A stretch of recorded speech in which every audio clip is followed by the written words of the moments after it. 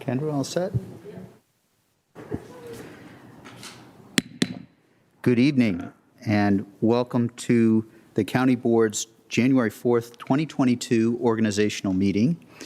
We have a number of items before us, the first of which is to elect a chair for the incoming year.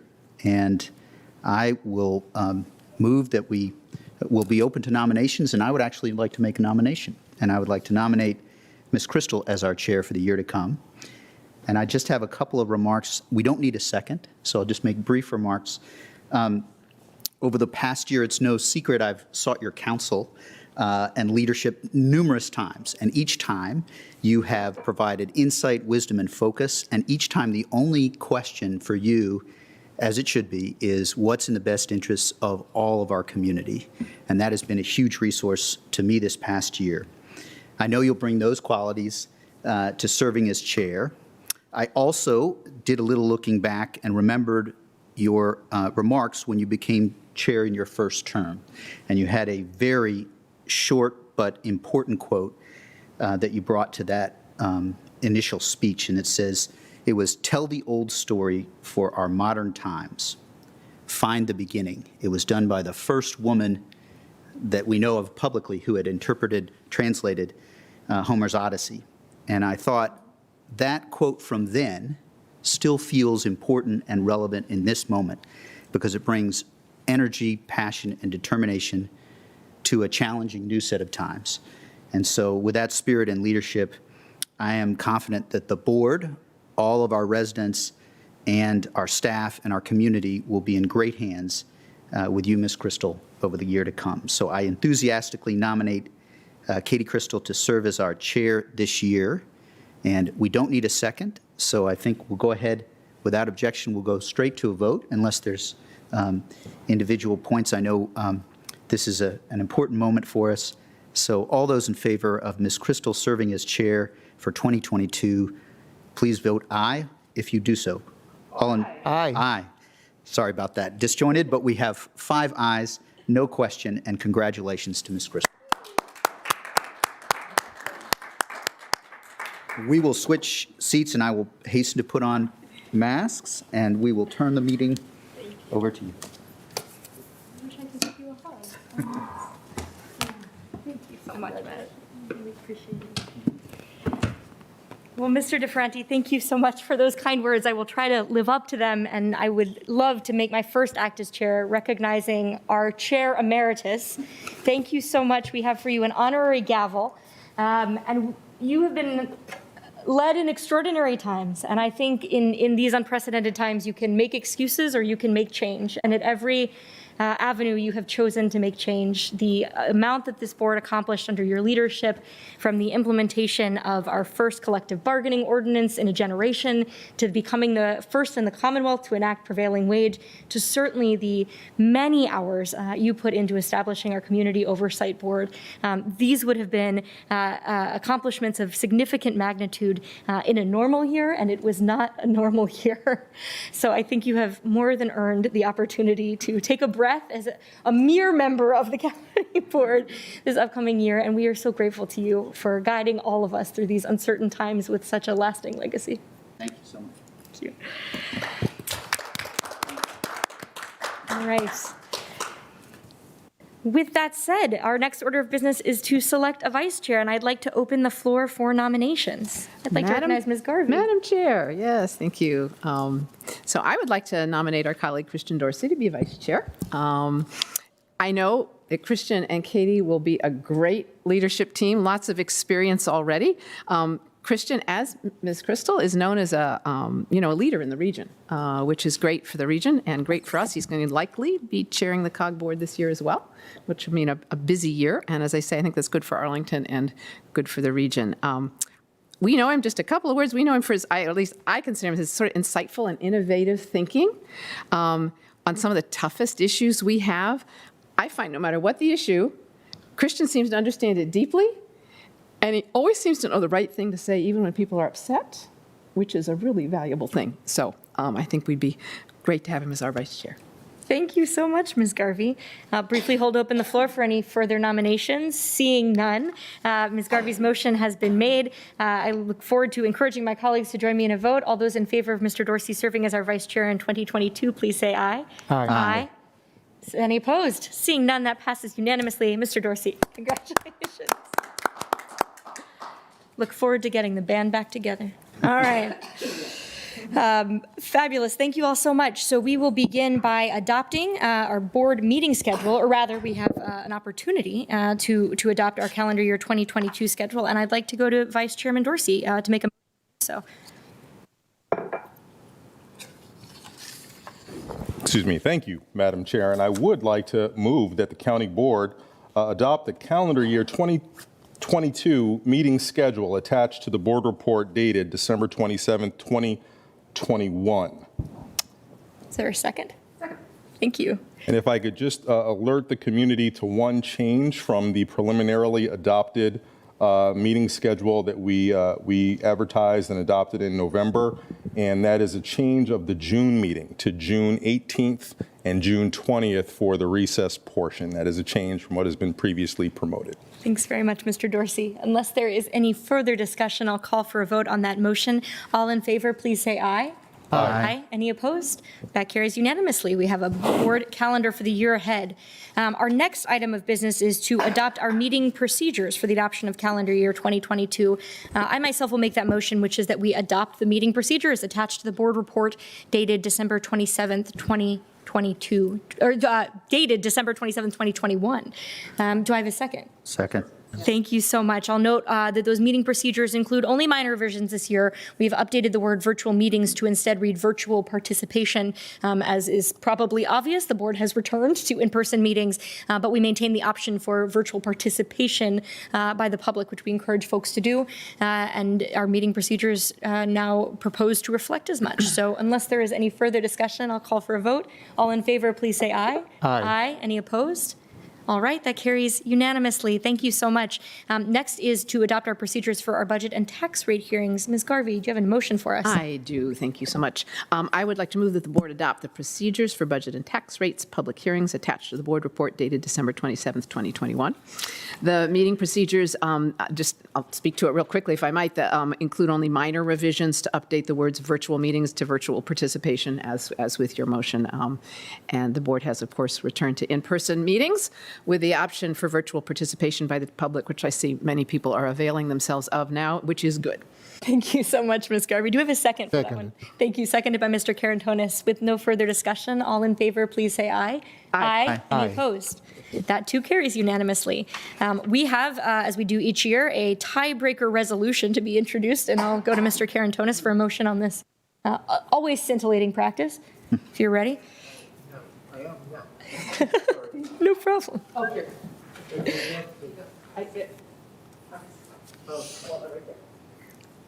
And your mic. So I have to eat the microphone. Mr. Karantonis is still in Spain on time, I think, so yeah, a little jet lag. I move that the board adopt the calendar year tiebreaker resolution that reads, be it resolved that the Arlington County Board determines that there shall not be a tiebreaker whose duty it would be to cast the deciding vote in the case of a tie vote of the members of the Arlington County Board during calendar year 2022. Is there a second? Seconded by Mr. DeFerranti. Any further discussion? Seeing none, all in favor, please say aye. Aye. Any opposed? That too passes unanimously.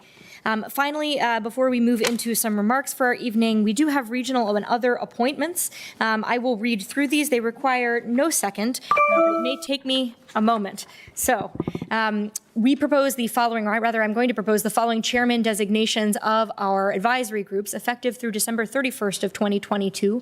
To the Advisory Committee on Transportation Choices, we designate Joshua Folb as chair for a term ending December 31st of 2022, and Elizabeth Kiker as vice chair for the same term. To the Audit Committee, that we reappoint and designate Christian Dorsey as co-chair for a term ending of December 31st, 2022, and reappoint and designate Takis Karantonis as co-chair for the same term.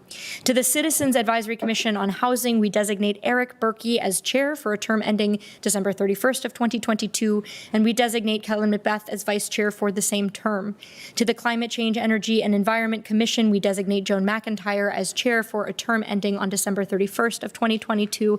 And to the Commission on Aging, we designate Linda Kelleher as chair for a term ending December 31st, 2022, and Jim Richardson as vice chair for the same term. To the Crystal City Citizens Review Council, we designate Michael Dowell as chair for a term ending of December 31st of this year. And to the Disability Advisory Commission, we designate Elizabeth Priel as the chair for a term ending December 31st of this year. To the Economic Development Commission, we designate Avril Usery-Sisk as the chair for a term ending of December 31st, 2022. And to the Emergency Preparedness Advisory Commission, we designate Sharon Valencia as a chair for a term ending December 31st of this year. To the Fiscal Affairs Advisory Commission, we designate as chair Steve Baker for a term ending December 31st of this year. And to the Forestry and Natural Resources Commission, we designate Phil Klingelhofer as chair for a term ending December 31st of this year, and Kate Donahue as vice chair for a term of the same duration. To the Human Rights Commission, we designate Helen Ann Connolly as chair for a term ending December 31st of this year. And as the Partnership for Children, Youth, and Families, designate Megan Mack as chair for a term ending December 31st of 2022.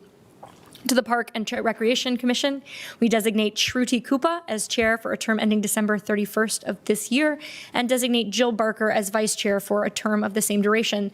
To the Planning Commission, we designate Daniel Weir as chair for a term ending on December 31st, 2022. To the Technology Commission, we designate Mary Crannell as chair for a term ending on December 31st of 2022. And finally, to the Tenant Landlord Commission, designate David Tim as chair for a term ending on December 31st of 2022. That concludes our proposed advisory board designations, and this presents an excellent opportunity to thank emphatically those who have been serving and will be stepping up to new leadership roles in the coming year. We appreciate you tremendously. With regard to our regional appointments, which is to say the designations we make amongst ourselves for this upcoming year of 2022, I move that we reappoint Christian Dorsey to the Board of Directors of the Council of Governments, appoint Mr. Karantonis to the National Capital Region Transportation Planning Board, and reappoint Mr. Karantonis to the Metropolitan Washington Air Quality Committee. To Council of Government Committees Climate, Energy, and Environment Policy Committee, we appoint Mr. Karantonis, and we reappoint Ms. Garvey to the Chesapeake Bay and Water Resources Policy Committee. We further reappoint Mr. Karantonis to the Human Services and Public Safety Policy Committee, and reappoint both Mr. Karantonis and Ms. Garvey to the Region Forward Coalition. To the Northern Virginia Regional Coalition, we reappoint Matt DeFerranti and Libby Garvey. And to the Northern Virginia Transportation Commission, we reappoint Libby Garvey and designate her as the Virginia Railway Express Operations Board appointee from Arlington. We reappoint Matt DeFerranti and designate him as the Washington Metropolitan Area Transit Authority appointee from Arlington. And we reappoint Katie Crystal and designate as the Virginia Railway Express Operations Board alternate from Arlington. And to the Northern Virginia Transportation Authority, reappoint Katie Crystal. Again, that does not need a second, but I'm happy to entertain any discussion or comments if there are any. Seeing none, thank you all. It should be a busy year for everyone in store. We will call now for a vote. All those in favor, please say aye. Aye. Aye. Any opposed? Great. Thank you again. We will move now into remarks by board members. I'm going to engage in the unusual practice of actually inviting our manager to begin the remarks tonight. We are in an emergency within an emergency right now between the weather and the coronavirus, but it certainly felt that we'd be remiss if we didn't take an opportunity, as I know we will all do in our remarks, to comment on the impacts of the Omicron variant in our community and the significant spike in cases that we are seeing. I know our manager has been working day and night with our public health and emergency management team, and appreciate the opportunity for him to begin this evening by sharing a few brief updates. Thank you, Mr. Manager. Yeah, thank you, Madam Chair and members of the board. Happy New Year. I'm going to give you a brief update on a few areas, including testing, county programs, the status of area hospitals, and also vaccinations. For testing, the county is operating 3 testing facilities, one here in Courthouse Plaza, another at the Arlington Mill Community Center, and another at Virginia Highlands Park. None require health insurance, none require residency, and none require payment. As you've likely seen on the news, the demand for testing is at an all-time high. The number of tests conducted at county kiosks is up 280% in the last 4 weeks. The county administered more than 11,300 tests the week before Christmas, and even with the kiosk closed for 2 days for the holiday, and a month prior, we had administered only 2,900 tests. We're in the process of opening an additional testing facility to meet demand.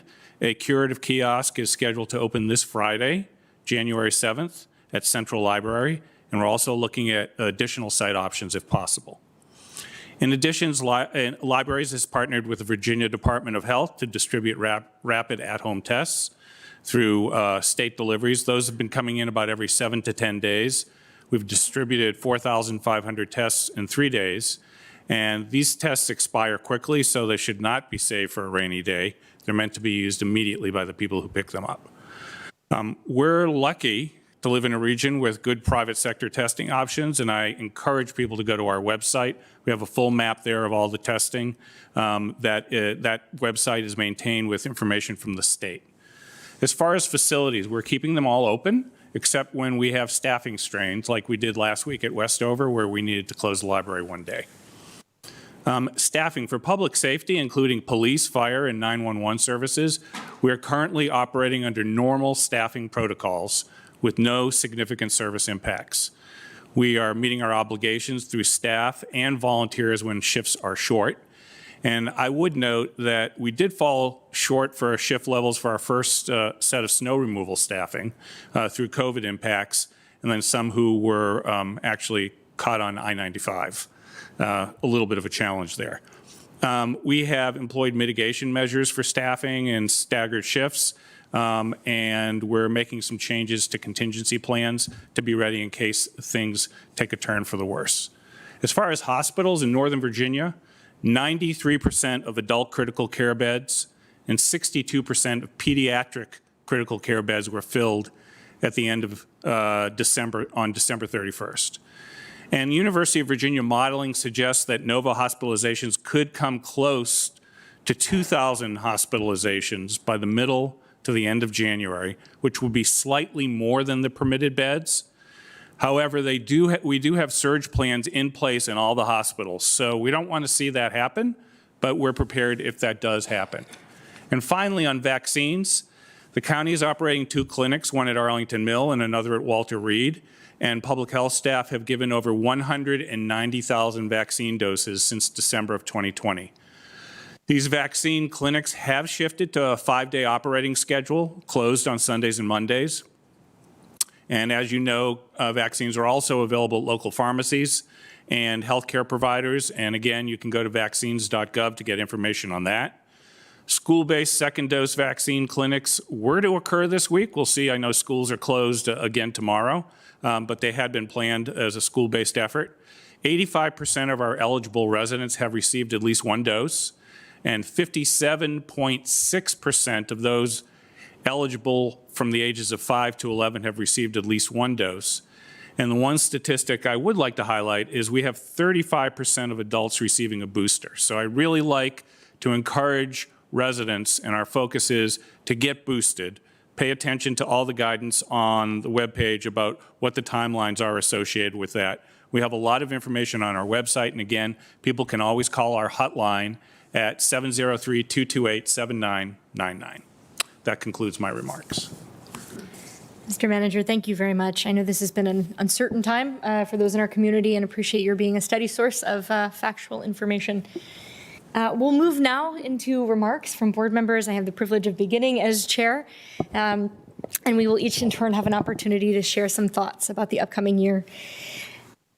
So, to begin, the poet Amanda Gorman writes that grief commands its own grammar.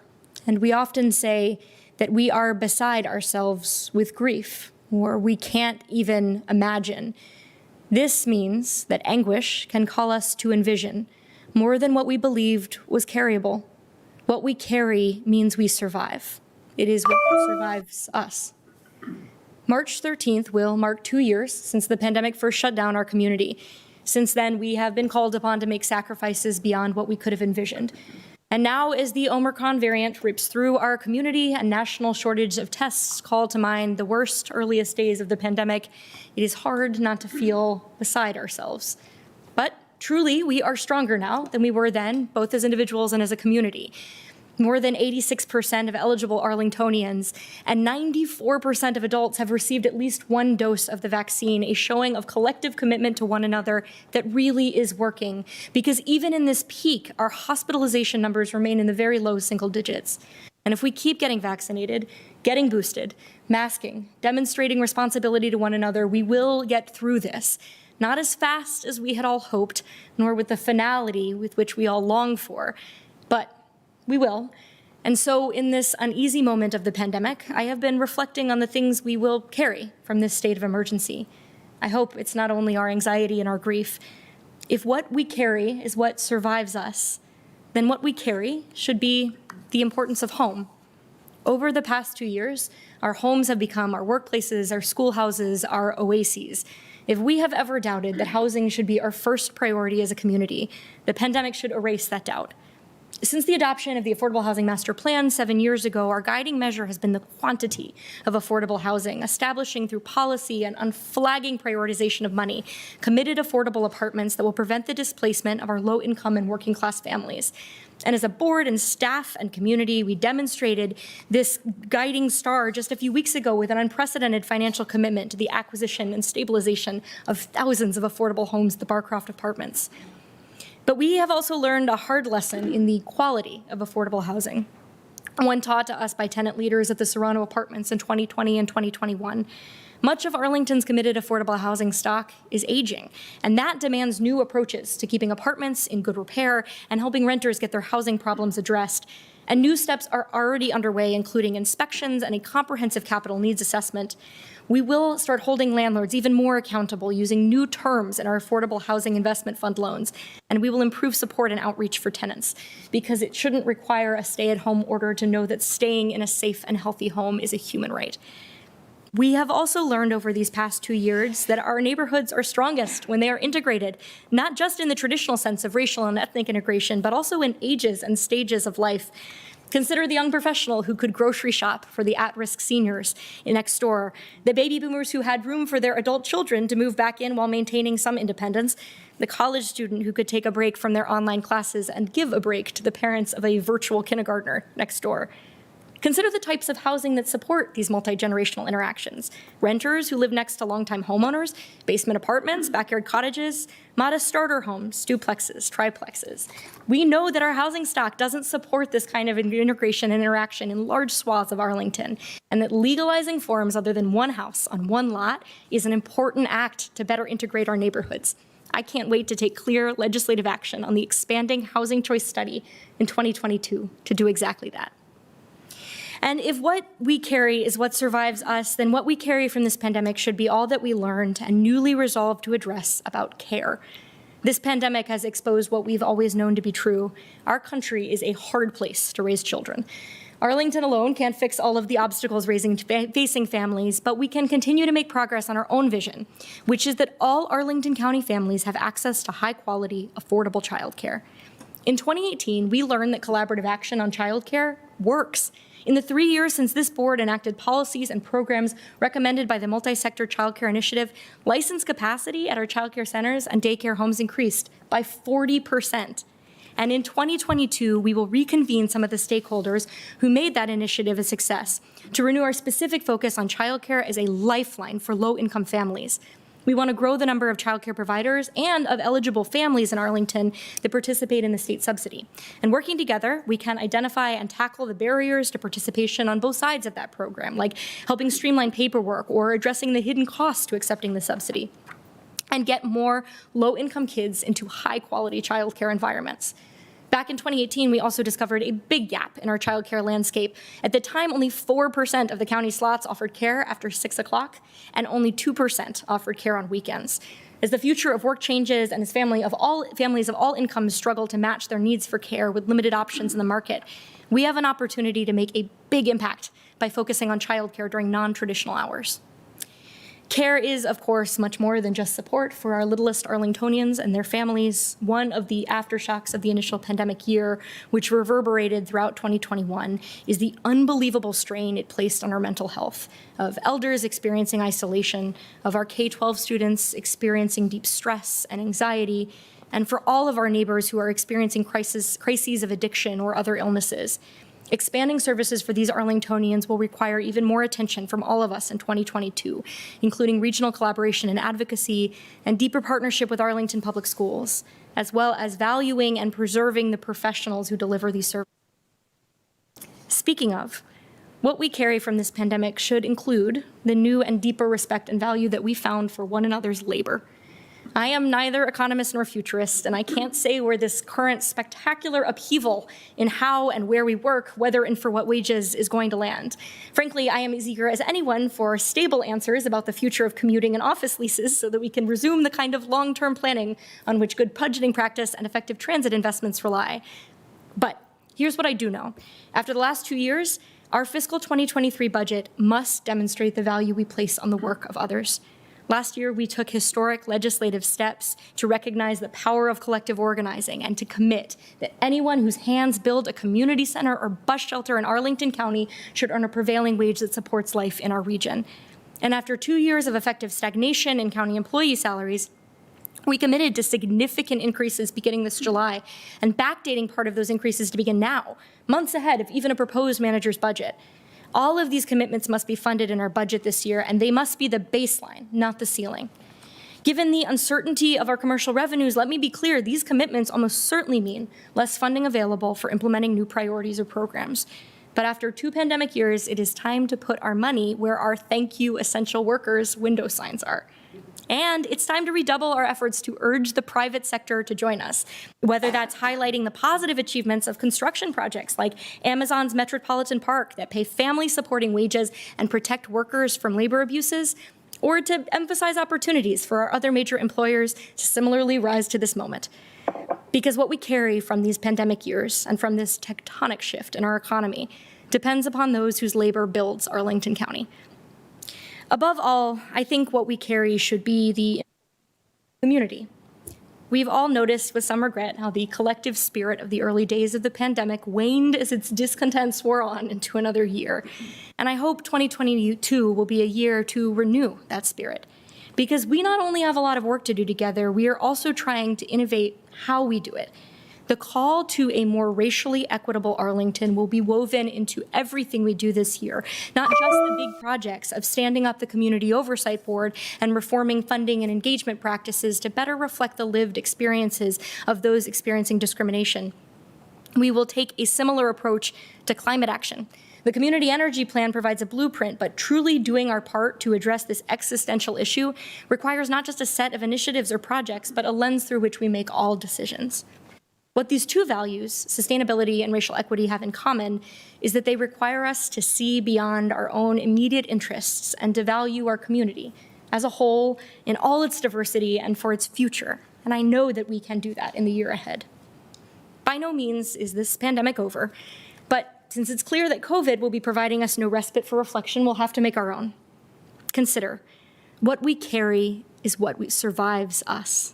So let us carry not our burdens, but our best. Happy New Year.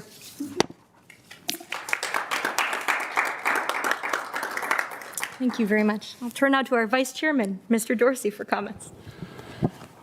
Well, thank you for those inspiring remarks, Madam Chair, and thank you to colleagues for the confidence as I assume what I'd like to call first position in support of Chair Crystal and her leadership, who I look forward to over the coming year, and my best wishes to everyone for not just a happy new year, but for a good all year. Everyone deserves it. So it has been 662 days since we began our emergency response to the COVID-19 pandemic, and since then we have all endured multiple surges interspersed with periods of low transmission, and we've been on both a public health and an emotional roller coaster as a result. But as we gather tonight, nearly 2 years later, we are experiencing record high levels with the Omicron variant, something that's far more transmissible than anything that we've seen to date. Yet, as Ms. Crystal said, this is not 2020 all over again. Then it was our goal to do whatever we could to prevent people from dying from this virus. 2022, our mission is to figure out how to live successfully and safely with the coronavirus ever present in our midst. And I say this not as a concession to the persistent perniciousness of COVID, even though it has been both persistent and pernicious, but it's in recognition of the progress that we have made to date. Our community has, depending on whatever metric you want to look at, the or among the highest vaccination rates in the Commonwealth of Virginia. We now have effective therapies treating those who become ill, and we know that distancing and hygiene testing and contact tracing protocols are all really effective in limiting spread. And even though I know we're all tired of the pandemic, and many are working through significant trauma caused by loss, whether it's loss of loved ones, livelihoods, stability, or security. But even with all of that, our COVID fatigue must not give rise to complacency. Because in order to live with COVID, it means that we have to maintain our vigilance, our patience, our flexibility, and our community spirit so that we may overcome any challenge the virus and its many variants may bring. And as we think about successfully living in this COVID era, it means that we follow through with those plans and commitments to improve the quality of life and transform our community that we committed to before the pandemic began. plans that are designed to improve the quality of life for those who are already here while building a strong foundation for those who will someday make Arlington their home. So before COVID, we made pragmatic yet ambitious plans toward mitigating and adapting to climate change, toward providing for a sufficient supply of quality housing to meet expected growth while growing the supply of homes that would be available for people earning less than the area median income, and also toward equipping our government with the skills and the tools to make decisions and take actions that will further our commitment to racial equity. Now, since adoption of the Community Energy Plan, we are 2 years closer to those seminal dates, 2025, 2035, and 2050, where we ultimately endeavor to reduce our energy demand and to become carbon neutral. So in order to meet those ambitious targets, I propose that we prioritize taking every practical opportunity through our budget work this year to de-intensify the carbon use of our government operations. And as we look to develop our capital improvement plan, we should plan to utilize sustainable products and systems even if they are not quite practical today. Let's envision and dare to dream for when it might be. Specifically, I would like to see our best thinking when it comes to addressing the incentives mismatch, when it comes to providing for energy efficient durable goods as well as systems. Can our C and R PACE programs be made attractive enough to encourage sustainable building and renovation? Can we bring end user demand for such sustainable products and systems that are also more affordable over the long term to the early development stage? Can we increase the use of smart systems as a key component in reducing energy demand? And can we develop innovative approaches to educate and inform all stakeholders about the role that they play in a carbon neutral Arlington? Now, I would like for us to also really to continue to be aggressive with our legislative advocacy and explore how carrots like expanded tax credits and sticks like more prescriptive building codes can be added to our successful toolkit to meet our climate needs. And while this work will necessarily be diffuse and pursued throughout many governmental departments, we must centralize our focus so that we seize every opportunity and make our very best decisions. Now, I am also pleased and proud that over the last 2 years, Arlington has, in the face of strong headwinds, made such positive strides toward our housing goals by continuing to invest in redevelopment proposals that create moderately priced units, leveraging resources to make some of those units affordable to those with even lower incomes, and entering into really innovative and interesting partnerships that through land use planning will create quality new development of moderately priced homes. But as we think about this year ahead, as we think about what we must yet do, I look forward to considering recommendations from the Missing Middle Housing Study so that we can better meet the demand for different types of housing while having the great opportunity to set standards for how that housing can enhance our neighborhoods and ensure our long-term sustainability. We must continue to look at overall housing supply while assessing the housing needs of our demographic cohorts like older adults to really identify any gaps that may exist for them to be able to live their continuum of life here in Arlington and not be forced to move elsewhere because what they need is not what we have. And of course, there will be more work for us to do as it relates to the Barcroft Apartments community and the generational opportunity to avoid massive displacement and plan for the creation of an income-diverse community where all of the current residents there can look forward to enjoying for decades to come. And we've also had great work done in realizing Arlington's commitment to equity by normalizing equity considerations and beginning to operationalize equity in the work of our government.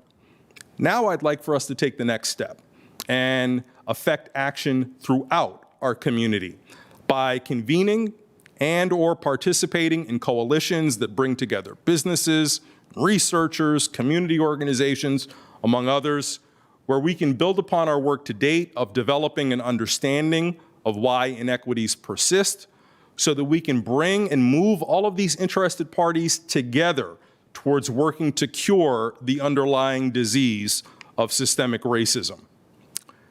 Now, I am not going to predict when we get to our new normal or even what our new normal will be.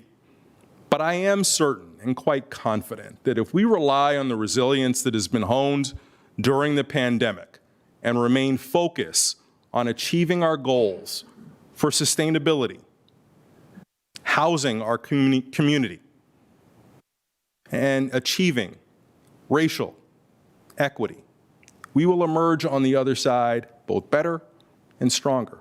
Thank you.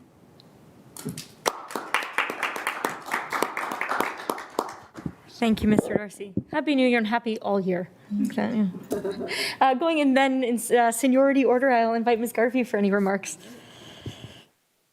Thank you, Madam Chair, and I hope I can do this without apologies. The cough is getting better and better. There's one point in every day when I have a fair amount of coughing, and sadly, it's chosen to do it right now. But I think I can manage.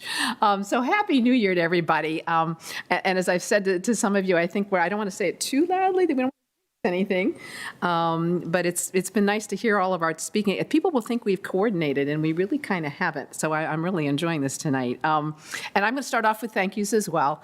Thank you to my board colleagues, to our outgoing chair, Matt DeFerranti, for his leadership, and to Katie and Christian for stepping up, because this is going to be another exciting year, I think. And thank you again to our staff, who've been working so hard under such challenging conditions for almost 2 years now. And I want to thank our residents, because they have been stepping up, many of them to help their neighbors with vaccinations, with food, with all kinds of things. And many of them, they're very smart, they've gotten vaccinated. So many thanks to our residents as well. You know, when I tried to distill what I wanted to say today, I realized the words beloved community and whitewater rafting were what came to mind. So Martin Luther King's phrase, the beloved community, is a really nice shorthand, I think, for what I believe we want Arlington to be: a resilient community where everyone feels safe and we have true economic and social justice. Now, working to get to that goal this past year and so has felt pretty bumpy and turbulent, really, since 2020. We've had to adapt quickly, we've had to stay centered, we've had to stay balanced, we've had to stick together, and that feels a little bit like whitewater rafting to me, which is why that came to mind. And then I realized I could say it using some of my themes from the past. I think we've used equity and innovation with a good dose of civility to try to become the resilient, beloved community we want to be. It has not been smooth, and I think we all see probably another unsettled year of transition ahead, and I think there are probably more whitewater rapids to go. So first, sticking together and staying balanced will be crucial, as change continues to really be rough on everybody. Civil discourse is ever more important. So I'm going to recommend, again, this nice little book, George Washington's Rules of Civility and Decent Behavior. It's short. It's helpful. It's got little helpful bits. It's got some really interesting views on hygiene from the past. It's kind of an interesting read historically that way. But it's got great advice like, be respectful. That's the first one. That works a long time. Don't spread false rumors. And the last is my favorite. Labor to keep alive in your breast that little celestial fire called conscience. Which brings me to equity. Equity is front and center now, and as it should be for any good government, it's a matter of conscience. The new, wider awareness of equity and justice issues has indeed brought us a lot of turmoil over the last couple of years, but we are now infusing or trying to infuse equity into everything we do. We're not there completely, but we are indeed really working on it, and I look forward to getting our Community Oversight Board up and running. I do not expect this work to be smooth either, but it's absolutely necessary to do. Housing, as we've all been talking about, is a major challenge for achieving equity in any attractive urban area. I was pleased and relieved when we partnered with Amazon to support the purchase of Barcroft Apartments. We moved really fast to do that because we had to. And I'm sure there are going to be disagreements as we work through the details, but this is a big, innovative step as we try to build the resilient and ideal, beloved community we want. Another challenging transition I see is economic, just as Ms. Crystal talked about. You know, our teachers, nurses, police, firefighters, mental health workers, and more, all of our essential workers have really been on the front lines more than ever during COVID.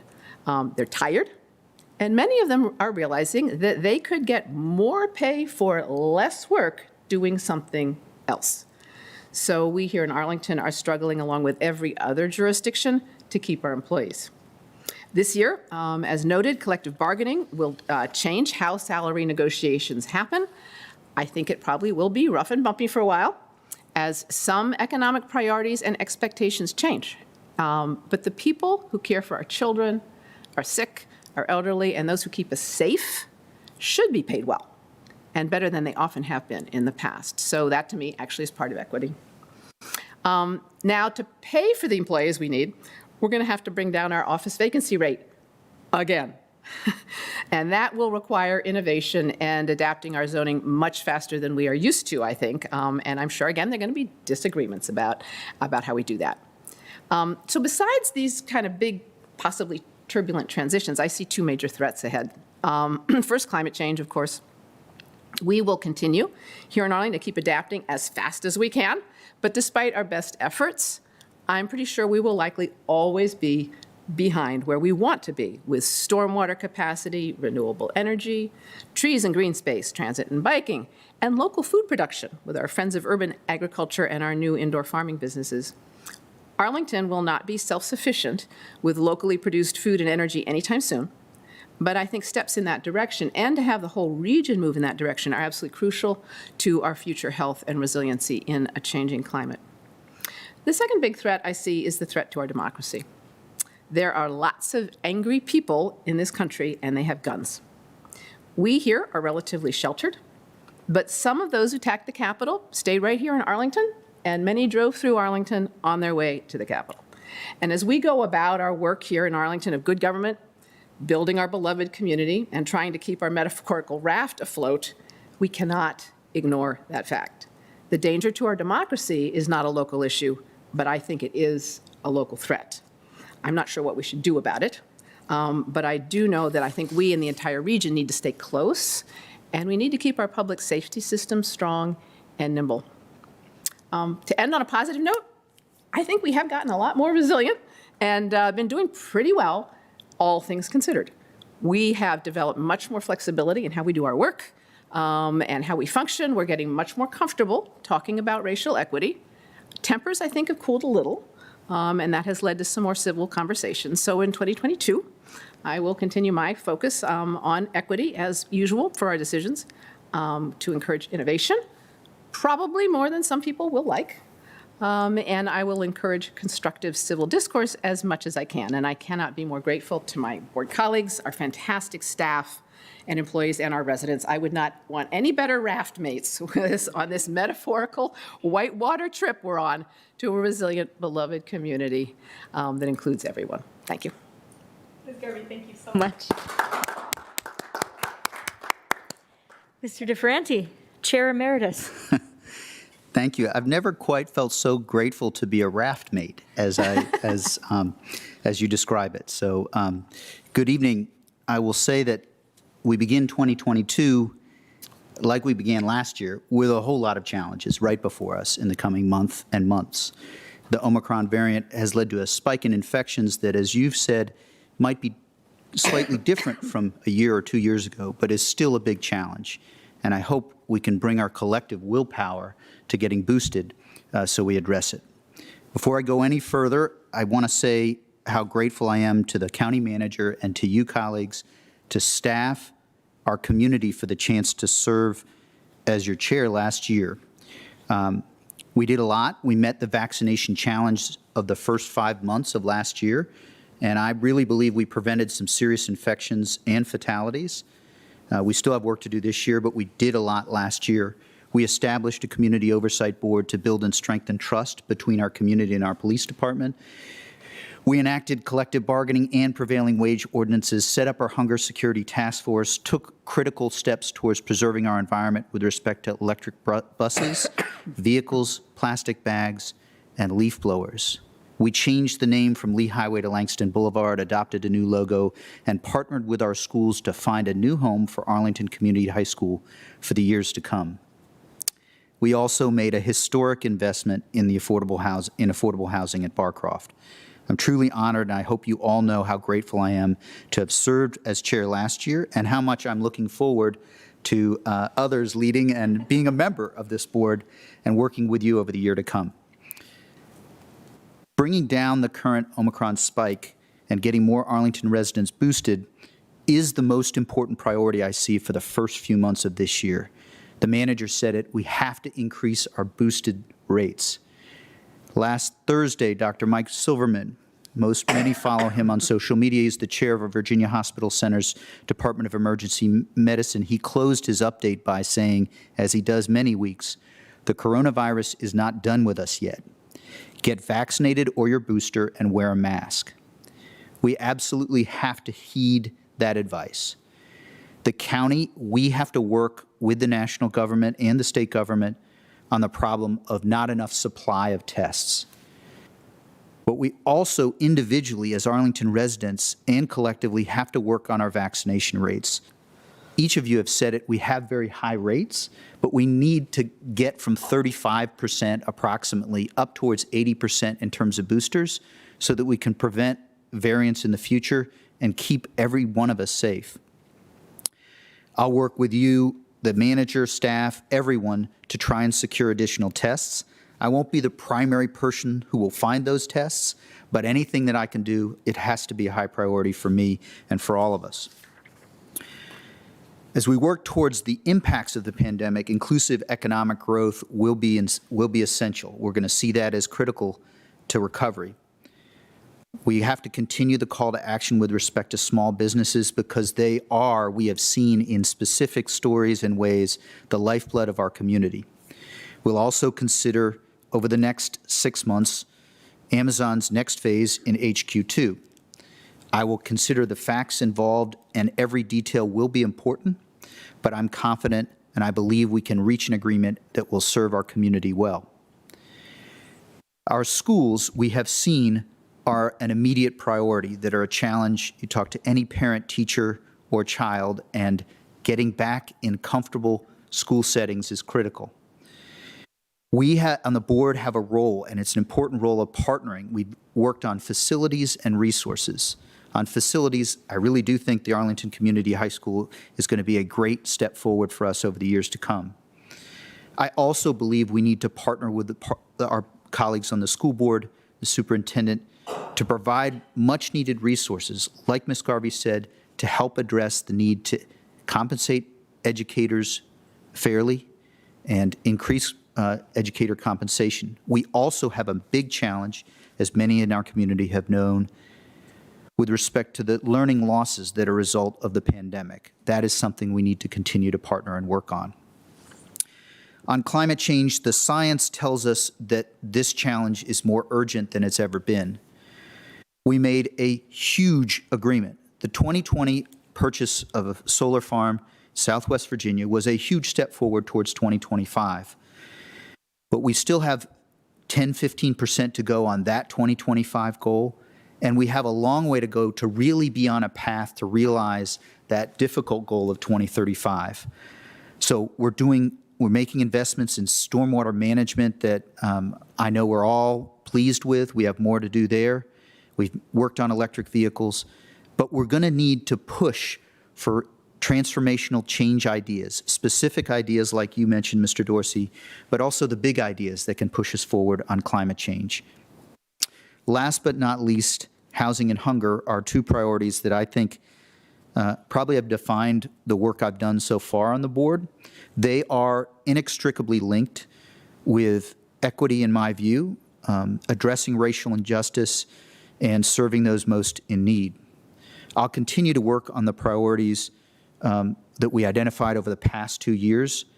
The Serrano apartments, the quality that you mentioned of affordable housing is a critical priority.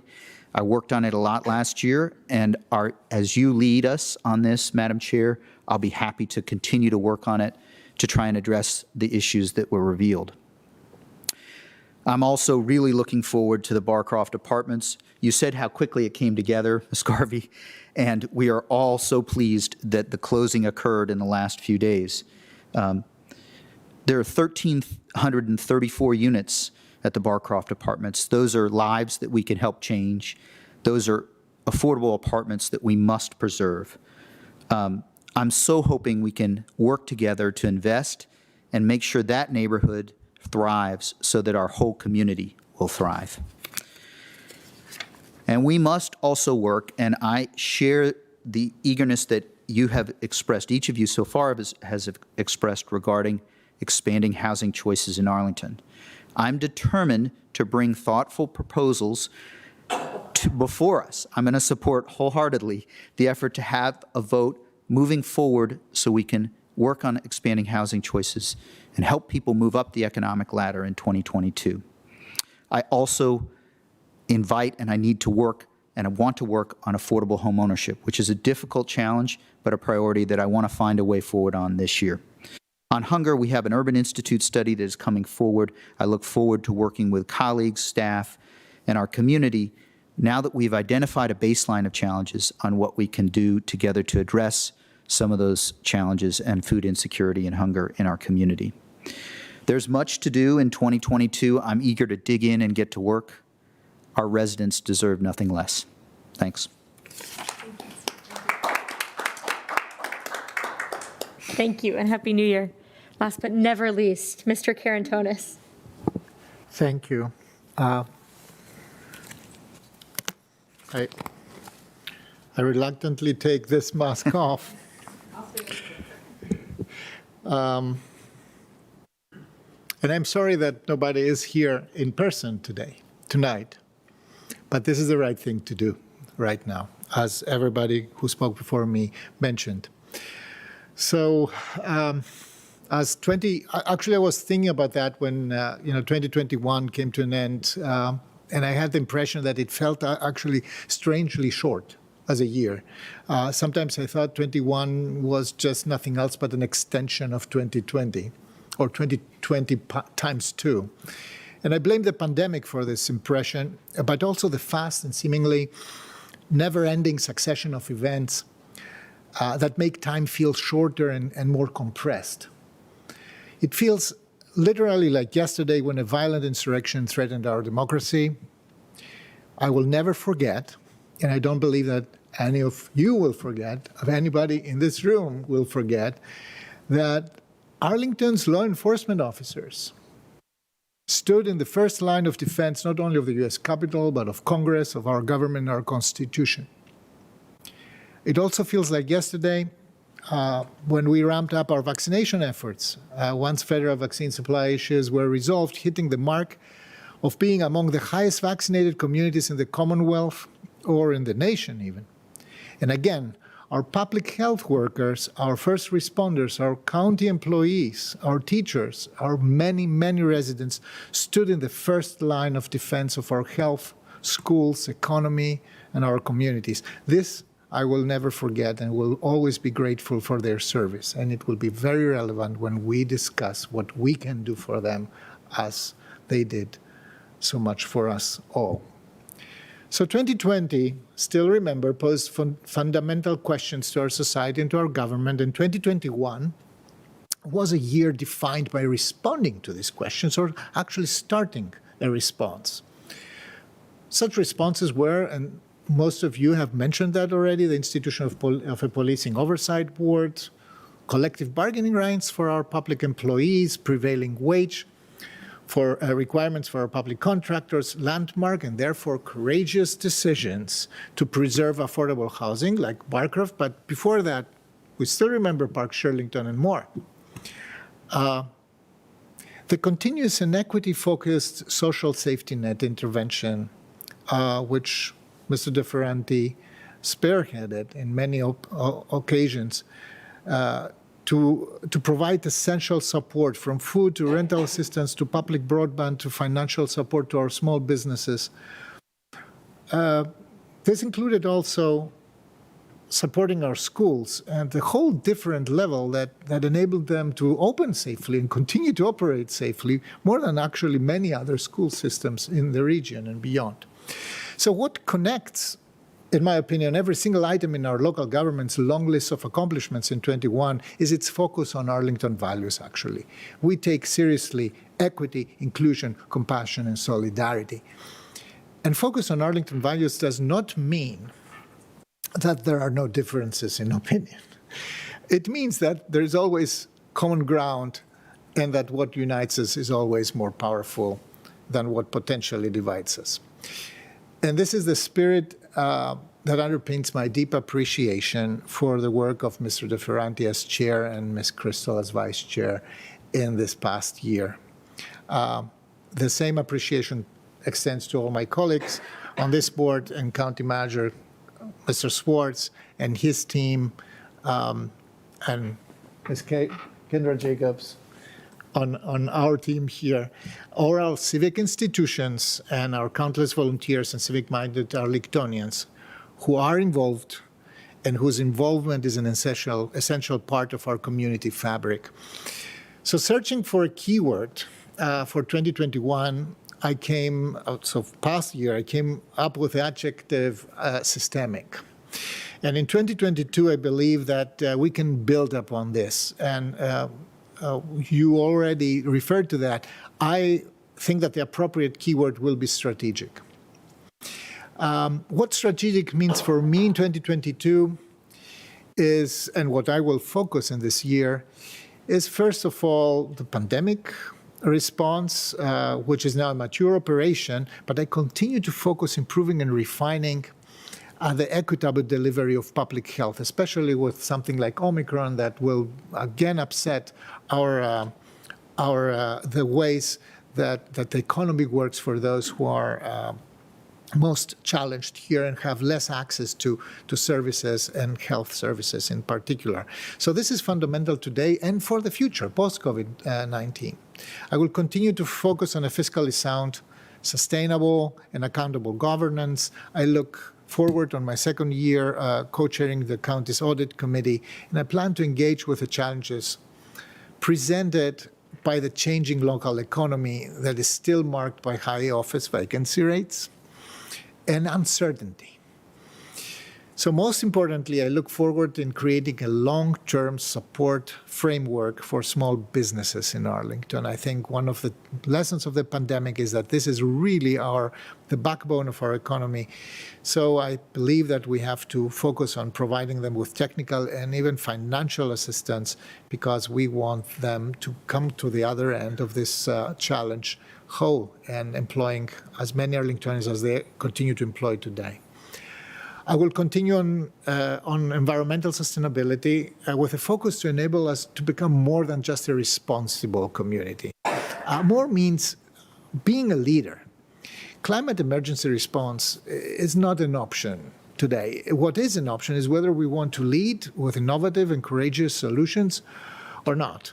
And I believe that we have everything it takes and also to be leaders and we have great opportunities to actually make essential progress in 2022. The electrification and design of new buildings, leading by example when these new projects are public projects, supporting the electrification of public transit and making measurable progress in walking and cycling infrastructure, enhancing our tree canopy, and introducing meaningful protections for natural resources, including mature trees. I will further focus on what is arguably Arlington's, and as everybody mentioned that most challenging problem, which is housing.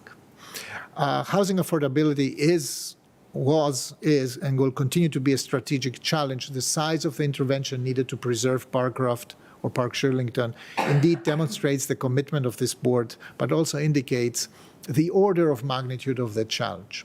This year's major planning processes invite our community to weigh in on planning and zoning decisions that will define Arlington and who can and is allowed to live with us for decades to come. Expanding housing choices for all is a critical challenge, and I believe we are up to this. And we will start already in the next board meeting talking about that. I commit to approach this discussion with an open mind, but with firm values and a vision of Arlington as an open, inclusive, equitable, fair, and forward-thinking place for all, present and future Arlingtonians. So with that in mind, I'm wishing everybody a healthy, happy, and productive new year. And I look forward to the process we'll make together. And in the meanwhile, please wash your hands, keep your mask on, make no excuses, go and get your booster, and be careful with your community and protect all of us. Thank you. Thank you so much, Mr. Karantonis. Well, that concludes our remarks, our organizational meeting. A sincere thank you to those who've attended with us virtually. As Mr. Karantonis indicated, we don't often thank people for not coming, but we do appreciate that. And certainly thank you very much to Ms. Kaur, our attorney, Mr. Schwartz, our manager, public safety representation at the meeting, and a particularly big thank you to the County Board office, spearheaded by our clerk, Ms. Jacobs, for rolling with the punches of a snowstorm, a pandemic, and God knows what else is to come in 2022. It is an understatement to say we could not do it without you. We encourage anybody who may be watching to join us in about half an hour as we engage in our annual conversation with the Civic Federation. But until then, thank you so much. We are adjourned.